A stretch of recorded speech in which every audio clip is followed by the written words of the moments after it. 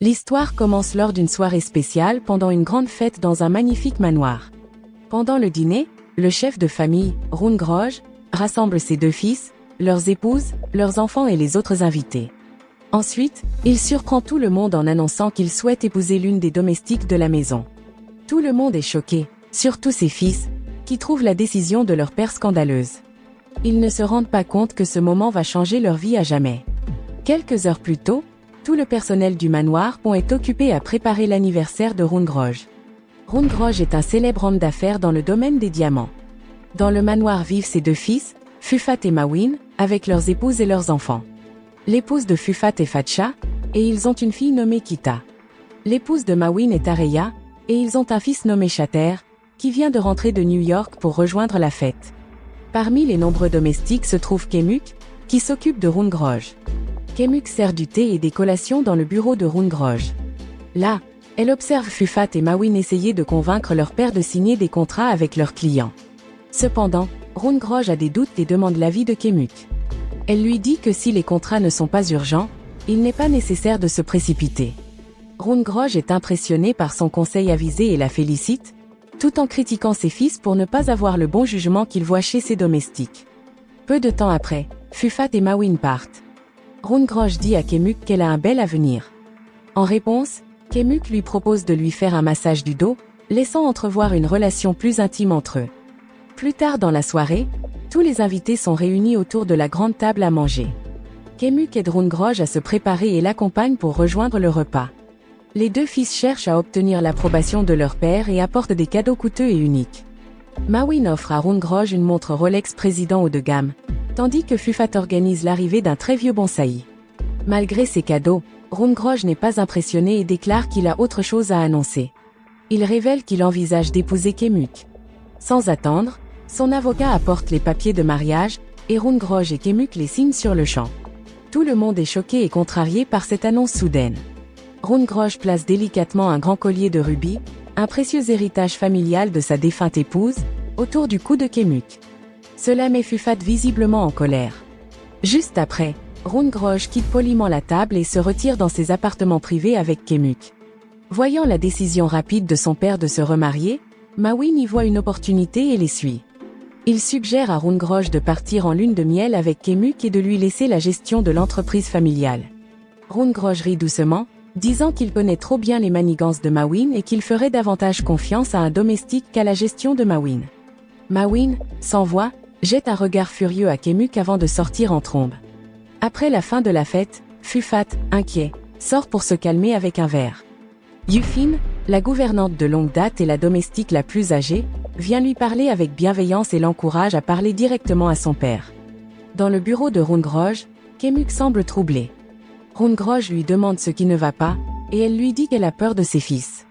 Hrungroj la rassure en lui disant qu'elle est en sécurité et l'invite à vivre dans sa zone privée. Alors qu'ils sont sur le point de s'embrasser, Fufat entre brusquement, interrompant leur moment intime.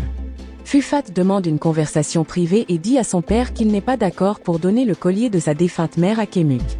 Hrungroj ignore les inquiétudes de son fils, affirmant qu'il a le droit de prendre ses propres décisions. En bas, Mawin entretient secrètement une relation avec Kita, l'une des domestiques. Lorsque Kita lui dit qu'elle veut être comme Kemuk et épouser son patron, Mawin se met en colère et l'étrangle. Au même moment, Fufat, bouleversé par le refus de son père, se retire dans sa chambre et prend une drogue spéciale pour se sentir mieux. Pendant ce temps, Mawin retourne rapidement dans le bureau de Hrungroj pour se disputer à nouveau avec lui. Peu de temps après, Kemuk voit Hrungroj tomber du balcon en contrebas. Elle pousse un cri de douleur.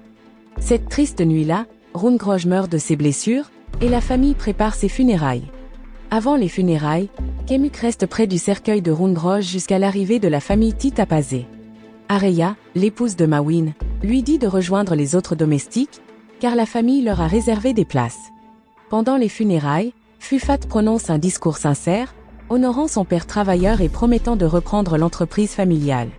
Après les funérailles, Kemuk parle à un officier de police et lui dit qu'elle pense que Hrungroj a été tué et lui demande de l'aider. Mais l'officier refuse et dit que la mort de Hrungroj est un accident. Pendant ce temps, Mawin va voir l'avocat de la famille, Krit, pour lui demander des informations sur le testament de Hrungroj. Krit lui dit d'attendre la lecture officielle du testament. Voulant profiter de la situation, Mawin organise une réunion secrète avec Kemuk et lui propose de l'argent pour qu'elle quitte la maison. Lorsque Kemuk refuse son offre, Mawin la laisse seule sous une forte pluie. Fatigué d'avoir marché toute la nuit, Kemuk retourne au manoir, déterminé à découvrir la vérité sur la mystérieuse mort de son défunt mari. Le lendemain matin, Kemuk s'installe dans la chambre de Hrungroj, mais elle est encore très bouleversée par la mort soudaine de son mari. Elle se sent également effrayée et mal à l'aise autour de ses enfants. Quand la famille se réunit dans la salle à manger pour le petit déjeuner, ni Fufat, qui est parti tôt pour une réunion d'affaires, ni Kemuk ne sont présents.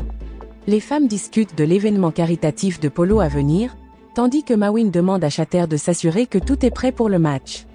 Il lui rappelle que leurs adversaires sont aussi d'importants rivaux en affaires. À ce moment-là, Kemuk entre dans la pièce. Areya se moque immédiatement d'elle en l'appelant maman d'un ton sarcastique. Ressentant la tension, Kita et Shatter quittent rapidement la table, laissant Kemuk encore plus seul et contrarié. Pendant le petit déjeuner, les domestiques apportent le repas de Kemuk. En mangeant, elle trouve un cheveu dans sa soupe. Areya y voit une occasion de créer du drame. Elle appelle toutes les domestiques et fait semblant de vouloir trouver et punir celle qui a mis le cheveu dans la soupe. Cependant, Fatshar intervient et calme tout le monde. Elle fait remarquer que le cheveu est rouge vif et appartient clairement à Areya, la seule rousse dans la maison. Pendant ce temps, Fufat assiste à une réunion importante. Là, il réussit à convaincre les actionnaires de retirer Mawin du conseil d'administration, se plaçant ainsi comme seul dirigeant de l'entreprise. En apprenant cela, Mawin se précipite à la réunion et menace les actionnaires, leur ordonnant de partir immédiatement. Une violente dispute éclate entre les deux frères. Fufat affirme qu'il protège la réputation de l'entreprise contre le mauvais comportement de Mawin. Mawin n'est pas d'accord et déclare qu'il va se battre pour prendre le contrôle de l'entreprise familiale. Au manoir, Kemuk examine avec soin la collection de spécimens de papillons de Hrungroj. Bi, l'une des domestiques, lui apporte un encas et lui suggère de réfléchir à partir, car la famille ne l'apprécie pas.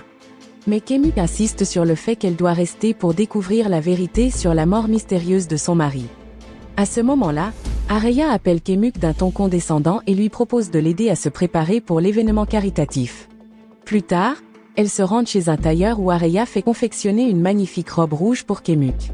Pendant ce temps, les domestiques regardent à la maison une émission télévisée où Areya joue un rôle, montrant à quel point elle est importante et les dynamiques au sein de la famille.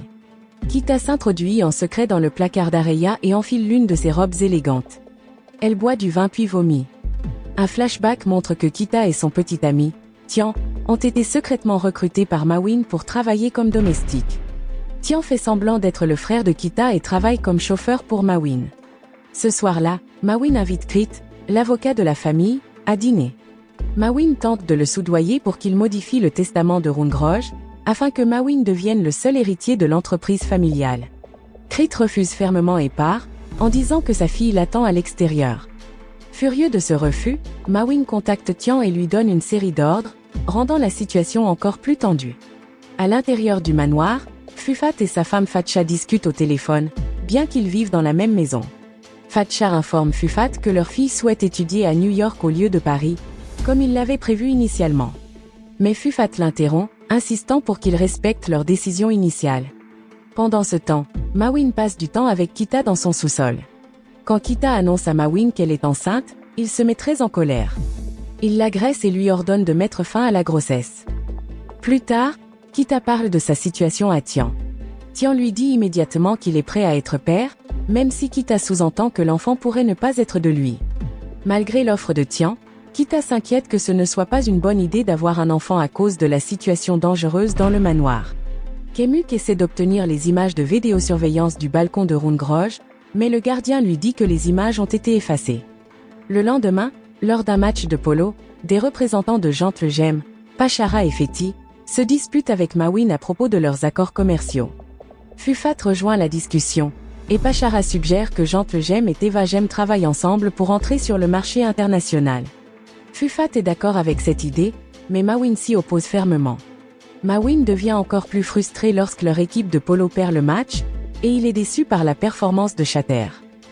Ce soir-là, Kemuk se rend à l'événement caritatif vêtue de sa robe rouge. Elle se rend vite compte qu'Areya l'a piégée pour l'embarrasser, car l'événement exige que les invités portent des tenues noires et blanches. Kemuk entend des invités faire des commentaires méchants sur sa robe, disant qu'elle cherche à attirer trop d'attention. Son embarras s'aggrave lorsque l'hôte lui demande de monter sur scène pour faire un discours en tant que veuve de Hrungroj. Elle doit parler en anglais et n'est pas préparée pour cela. Kemuk a du mal à trouver les mots justes. Areya prend alors le relais avec aisance, prononçant un discours parfait qui la met en valeur ainsi que Hrungroj. Fufat et Fatcha observent avec surprise, d'autant plus que Fufat pensait être celui qui ferait le discours spécial. Lors de l'événement, Mawin montre à Crit, l'avocat de la famille, une vidéo de sa fille amie en train de consommer de la drogue. Il utilise cette preuve pour menacer Crit et le forcer à modifier le testament de Hrungroj afin que Mawin devienne l'unique héritier. Au même moment, Tian emmène Kita dans une clinique pour un avortement. Plus tard dans la soirée, Kemuk décide de reprendre son rôle de domestique. Elle annonce à Areya qu'elle ne veut plus faire partie de la vie artificielle de la famille Pazé. Areya lui répond en se moquant d'elle, en sifflant et en lui disant de rester obéissante, la comparant à un chien. Kita retrouve ses amis, Dom et Abel, pour leur montrer les robes qu'elle a dessinées. Dom pense que ce serait une bonne idée que Bi, la domestique de Kita, pose avec l'une des robes pour une séance photo. Bi accepte, et Abel et Dom commencent à complimenter sa robe, ce qui rend Kita jalouse. Voulant ridiculiser Bi, Kita lui dit de se changer devant tout le monde. Lorsque Bi demande à utiliser la salle de bain pour se changer, Kita l'oblige à se déshabiller devant le groupe et dit à Dom de prendre une photo. Bi se sent humilié et on lui donne la veste d'Abel pour se couvrir. Plus tard dans la soirée, alors que Bi s'occupe du chien de Kita, son téléphone sonne. C'est sa sœur, qui a un besoin urgent d'argent pour les factures médicales de leur mère. La sœur de Bi propose de prendre un emploi pour aider, mais Bi lui dit de continuer à étudier. Peu de temps après, Kita entre dans la pièce, furieuse que Bi ait été distraite par son téléphone pendant qu'elle travaillait. Dans sa colère, Kita frappe Bi et lui ordonne de terminer les créations pour sa collection de mode. Kita révèle que Bi a fait tout le travail créatif en coulisses. Pendant ce temps, Yufin assigne Kemuk au nettoyage de la réserve. En nettoyant, Kemuk trouve un spécimen de papillon appartenant à Hrungroj, ce qui lui rappelle la nuit où Hrungroj lui a fait sa demande en mariage. Pendant ce temps, Fatcha informe Kita que leur père est déterminé à l'envoyer à Paris pour étudier le design de mode. Contrariée par cette nouvelle, Kita décide de sortir en club pour retrouver ses amis. Pendant qu'elle est au club, son cousin Shatter arrive. Kita devient jalouse lorsqu'une autre fille flirte avec Shatter, alors elle part rapidement. Shatter la suit dehors, et son chauffeur, Joke, qui est aussi le petit ami de Bi, appelle Bi pour lui proposer de les rejoindre. Cependant, Shatter et Kita arrivent, et Shatter demande à Joke de les ramener à la maison. Pendant le trajet, Kita et Shatter s'embrassent et partagent un moment privé, laissant Joke choqué. Le lendemain, la famille Titpazé se réunit pour la lecture du testament de Hrungroj. Crit, l'avocat de la famille, annonce que Hrungroj a laissé 10% des parts de Tevagem à Fatcha et 15% à Areya. Fufat reçoit une part de 30%, et Mawin obtient 45%, devenant ainsi l'héritier principal. Dehors, les autres domestiques écoutent et sont surpris d'apprendre que Kemuk n'a pas été mentionné dans le testament. Fufat rejette les termes du testament et informe Crit qu'il va enquêter sur sa validité. Pendant ce temps, Areya et Mawin célèbrent leur grande part d'héritage, laissant Fufat préoccupé et inquiet. Ce soir-là, Kemuk organise une rencontre avec Fufat et Fatcha. Elle leur rend le collier qui appartenait à la défunte mère de Fufat et parle de ce qui s'est passé le soir de la mort de Hrungroj. Kemuk leur dit qu'elle a vu Mawin s'enfuir de la chambre de Hrungroj juste après que ce dernier soit tombé du balcon. Elle ajoute que Mawin l'a menacé, ce qui lui fait penser qu'il pourrait être responsable de la mort de Hrungroj. Même si Kemuk partage cette information, Fufat ne la croit pas car il n'y a pas de preuves solides contre Mawin. Néanmoins, Kemuk promet de trouver des preuves pour soutenir ses soupçons. Ce soir-là, Kemuk et Bi s'assoient ensemble dans le jardin. Bi tente de remonter le moral de Kemuk en partageant quelques bières dans sa chambre. Elle parle de la collection que Bi a créée pour Kita. Ensuite, Kemuk remarque que l'ordinateur de Bi contient des vidéos de la caméra fixée sur le collier du chien de Kita. Dans l'une des vidéos, Kemuk voit Shatter quitter rapidement une pièce tard dans la nuit. Le lendemain matin, Fufat essaie de se rendre à la salle de réunion mais en est empêché. Mawin lui annonce qu'il a été retiré du conseil d'administration de l'entreprise. Fufat est furieux et se sent impuissant. Ce soir-là, Dom et Abel trouvent Bi en train de travailler sur les créations pour les tenues de Kita. Quand il commence à se moquer d'elle, Kita devient très en colère et se précipite pour trouver Shatter. Elle le supplie de l'emmener loin d'ici, mais Shatter lui demande d'attendre afin qu'ils puissent partir ensemble à New York. Plus tard, Kita se rend à son atelier et se venge de Bee en lui forçant la main dans une machine à coudre. Bee s'enfuit de la maison avec la main gravement blessée. Joke, le petit ami de Bee, voit ce qui s'est passé et l'emmène rapidement chez le médecin. Le lendemain, Mawin organise une fête de promotion au manoir et invite tout le monde à célébrer. Avant le début de la fête, Mawin retrouve Shatter, le serre dans ses bras et s'excuse de ne pas avoir été là auparavant. Pendant ce temps, Kita demande à Shatter de la retrouver à son atelier. Lors de la fête, Kemuk travaille dur en tant que domestique. Elle laisse intentionnellement le chien de Kita sortir et le guide vers l'atelier où se trouvent Kita et Shatter. Pendant la fête, Mawin surprend tout le monde en faisant pleuvoir des diamants. Au même moment, Fufat prononce un discours amer sur l'héritage de son jeune frère. Ensuite, une vidéo en direct de Shatter et Kita en train de s'amuser commence à être diffusée devant tous les invités, provoquant le chaos. Fufat est si choqué qu'il s'effondre. Mawin essaie d'arrêter la vidéo, mais Fufat se précipite à l'atelier de Kita. À son arrivée, il attaque Shatter, mais Fatcha intervient et aide Shatter à s'échapper. Cette nuit-là, devant le manoir, Mawin confronte son neveu Shatter avec une colère intense. Shatter se défend en accusant Mawin, disant que Mawin devrait être reconnaissant pour avoir caché les images de vidéosurveillance montrant Mawin tuant leur père, Rungroj. Pendant ce temps, Kemuk trouve les images de vidéosurveillance cachées dans la chambre de Shatter. Lorsque Shatter réalise que la vidéo a disparu, il cherche frénétiquement le CD contenant la vidéo. Paniqué, il quitte rapidement la maison en voiture. En voyant cela, Mawin envoie Tian poursuivre Shatter et le ramener. Au même moment, Fatcha est choquée lorsque sa fille, Kita, lui dit ainsi qu'à son mari qu'elle aime Shatter. Alors que Shatter conduit, un motard commence à le poursuivre. Le motard force Shatter à quitter la route, le tire hors de la voiture et le bête violemment, laissant Shatter immobile sur la route. Un flashback montre qu'il y a quelques années, Shatter conduisait en état d'ivresse et avait accidentellement renversé et tué un piéton. Au lieu d'admettre sa faute, Shatter avait accusé son chauffeur, Joke, de l'accident. De retour dans le présent, Shatter est à l'hôpital dans un état critique. Les médecins informent Mawin et sa femme Areya que le cœur de Shatter est en train de faiblir, ce qui les inquiète beaucoup. Fatcha envisage d'utiliser les pouvoirs de son père pour sauver Shatter, mais Fufat n'est pas d'accord. Il pense que Shatter doit faire face aux conséquences de sa relation difficile avec Kita. Désespéré, Mawin supplie les médecins de tout faire pour sauver son fils. Ensuite, Mawin confronte Joke, qui est aussi blessé et hospitalisé. Mawin, furieux, attaque Joke pour ne pas avoir pu protéger Shatter. Pendant ce temps, Kita, paniqué, insiste pour voir Shatter à l'hôpital. Fufat lui interdit de le voir et insiste pour qu'elle parte à New York comme prévu. Fatcha demande à Fufat d'être plus compréhensif envers les sentiments de Kita, mais il l'ignore et reste ferme. En bas, Kemuk accuse Bee d'avoir divulgué la vidéo montrant l'histoire entre Kita et Shatter. Bee reste silencieuse et quitte la pièce. Plus tard, Bee s'assied sur le porche avec le chien de Kita quand Mawin s'approche d'elle avec un regard menaçant. Plus tard dans la nuit, Kemuk montre à Fufat les images de vidéosurveillance qu'elle a trouvées. La vidéo montre clairement Mawin entrant dans la chambre de Rungroj juste avant que ce dernier ne meure. Cette preuve convainc Fufat que Mawin est celui qui a tué leur père. Après son avortement, Kita commence à ne plus manger assez et devient très faible. Tian essaie de la réconforter, mais elle ne réagit pas. Le lendemain matin, Kemuk remarque que Bee est introuvable. Yufin, l'intendante, informe Kemuk que Bee a pris une pause de son travail. Fufat décide d'agir. Il contacte la police, leur remet les images de vidéosurveillance et leur demande de rouvrir l'enquête sur la mort de leur père. Yufin informe ensuite toutes les domestiques que la police est de retour pour enquêter sur la mort de Rungroj et les encourage à coopérer pleinement.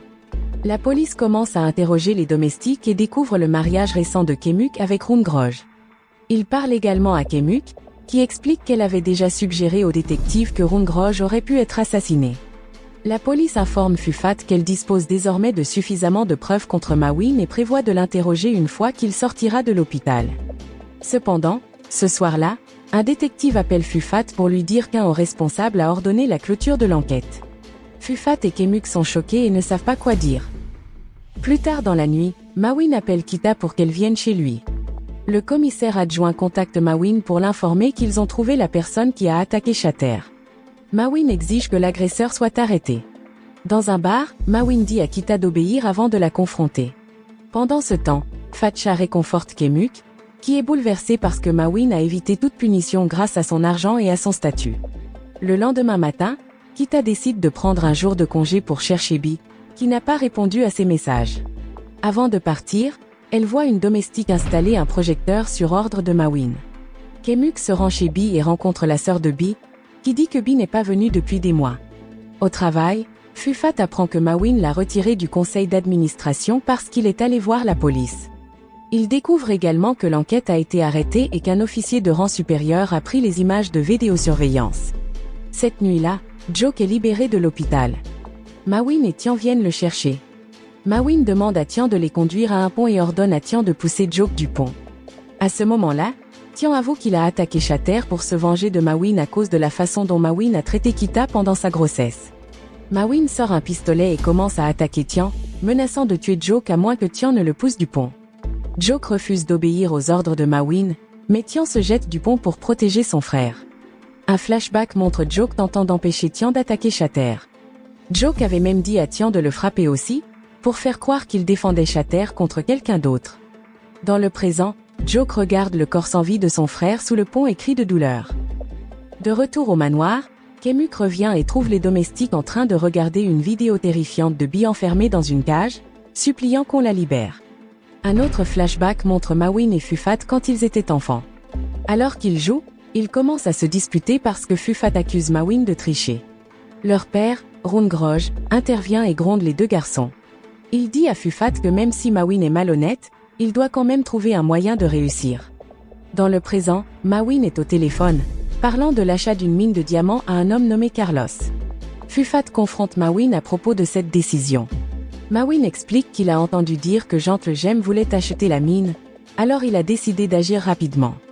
Fufat est contrarié par les actions de Mawin, surtout parce que Carlos est son ami. Mawin dit à Fufat de se taire et lui ordonne de quitter le manoir. Areya demande à Mawin de l'accompagner à l'hôpital pour voir Shatter, qui est toujours très malade. Au même moment, Fatcha dit à Kita que Shatter a besoin d'une greffe de cœur. Kita, qui étudie la mode à New York, dit à sa mère qu'elle est inquiète pour la santé de Shatter. C'est alors que Fufat arrive et dit à Fatcha d'utiliser le pouvoir de leur père pour aider Shatter. Il partage son plan de faire du chantage à Areya pour qu'elle cède 15% des actions de Teva Gem, ce qui augmenterait sa propre part à 55% et ferait de lui le propriétaire principal. Kita entend le plan de son père sans qu'il s'en rende compte, et elle est très triste. Pendant ce temps, Kemuk éteint la télévision dans la salle des domestiques parce qu'elle ne veut pas voir Bi enfermée dans une cage. Yen entre, rallume la télévision et dit à Kemuk que Bi est puni pour ses erreurs. Yen explique que cette punition est destinée à effrayer les autres domestiques et à les maintenir sous contrôle. Cette nuit-là, Kita parle à Joke de Tian.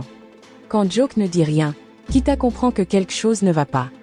Elle est submergée par l'émotion et commence à pleurer en réalisant que Tian est mort. Le lendemain, Fatcha rencontre Areya à l'hôpital. Elle propose d'aider avec la greffe de cœur de Shatter si Areya lui cède les parts qu'elle détient dans Teva Gem. Pendant ce temps, Bi revient dans sa chambre après avoir été torturée. Kemuk soigne ses blessures et gronde Joke pour ne pas avoir protégé Bi contre les abus de Mawin. Plus tard dans la nuit, Mawin appelle Kemuk dans sa chambre. Il l'humilie en prenant une photo irrespectueuse sous sa jupe. Mawin montre son pouvoir en disant à Kemuk et aux autres domestiques qu'ils lui appartiennent et leur ordonne d'obéir à tous ses ordres. Le lendemain, Yen rassemble tous les domestiques pour se préparer à un événement de croisière organisé par Mawin. Pendant ce temps, Areya cède toutes ses actions à Fufat parce que Shatter a trouvé un donneur de cœur, grâce à l'aide de Fatcha. Fatcha remet les documents importants à Fufat et lui rappelle de tenir sa promesse. Lorsque Fufat rentre chez lui, il remercie Fatcha pour avoir aidé avec l'opération de Shatter. Ensuite, il dit à Mawin qu'il prévoit de prendre le contrôle de l'entreprise à partir de ce jour. Cependant, Mawin révèle qu'il a déjà acheté la plupart des actions d'Areya, donc Fufat n'en possède toujours pas plus que lui. Mawin se moque de Fufat pour avoir fait une telle erreur. Furieux, Fufat dit à Fatcha d'arrêter la greffe de cœur. Plus tard dans la nuit, dans un bar, Mawin force Kemuk à faire semblant de le tuer pour se venger de la mort de Tian. Après cela, Mawin essaie d'être amical avec elle. Le lendemain, sur un yacht, Mawin essaie d'impressionner son partenaire commercial, Carlos. Ils font du fliboard en pleine mer, mais la planche de Mawin cesse soudainement de fonctionner et il tombe à l'eau. Fufat arrive et distrait Carlos pendant que Mawin lutte pour revenir au yacht. Cherchant à se venger, Fufat menace Mawin, disant qu'il va ruiner son accord avec Carlos. Ce soir-là, Fufat, Mawin et Carlos se retrouvent pour jouer au poker, et Kemuk leur sert des boissons. Mawin remarque que Carlos porte beaucoup d'attention à Kemuk. Pour rendre le jeu plus excitant, Mawin mise Kemuk. Carlos gagne la partie, et les deux frères l'aident à l'emmener sur son bateau. Là, Carlos commence à l'attaquer. Alors que Fufat, Mawin et Joke retournent sur leur yacht, le bateau prend soudainement feu et explose. Un flashback montre Fufat et Fatcha jouant ensemble quand ils étaient jeunes. Pendant leur jeu, ils commencent à se disputer parce que Fufat accuse Mawin de tricherie. Leur père, Rune Groj, intervient et punit les deux frères. Il dit à Fufat que même si Mawin était malhonnête, il doit quand même trouver un moyen de gagner. De nos jours, Mawin est sur un hors-bord, retournant au yacht. Il boit du vin et devient lentement ivre.